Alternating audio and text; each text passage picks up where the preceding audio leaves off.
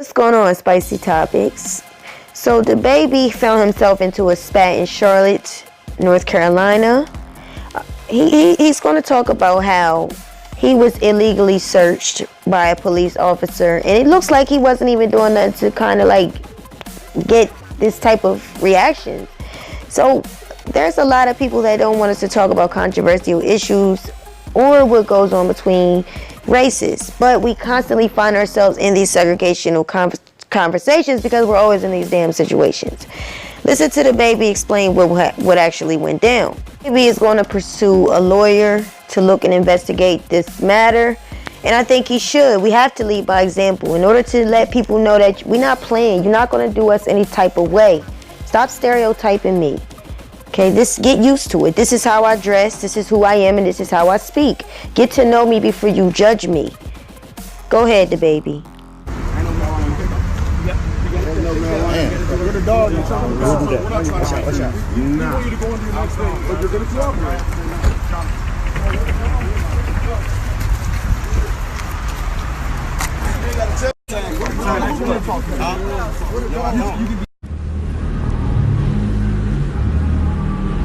This how you know the police did wrong.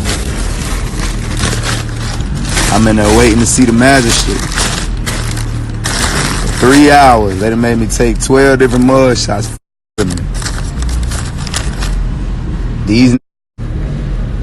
two arresting officers coming in and tell the COs, we need Jonathan Kirk's property.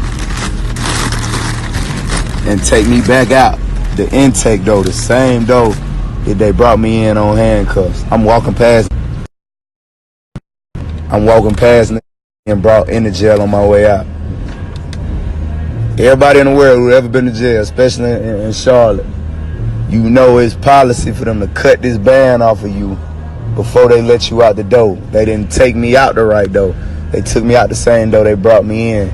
They illegally searched me, illegally arrested me, and stupid ass niggas illegally released me. What I got a property bag for with a citation. Wristband still on my wrist. Niggas dropped me off on 4th Street and put star 67 in on their phone and asked me if I wanted to make a phone call. I said, hell nah. Unblock the number. I'll make a phone call. Nah, you can't make no phone call on my phone. I said, that's why you supposed to give me the right to make a phone call at the jail. But you scary motherfucker up and then pulled me out of the jail after I was already in processing, trying to cover up your tracks, and you slipping. And the news cameras was right there waiting. They seen me get out the car. So yeah, y'all in motherfucking trouble, dog. You know, y'all in trouble. I'm finna go and pay the lawyer. I might leave this on for Christmas to the news. Put y'all a story. Obviously, he knows what he's talking about. He already knows as far as procedures, policies, which you are and are not supposed to do. We gotta educate ourselves on these constitutional rights. We have to. Just the basics is probably good enough.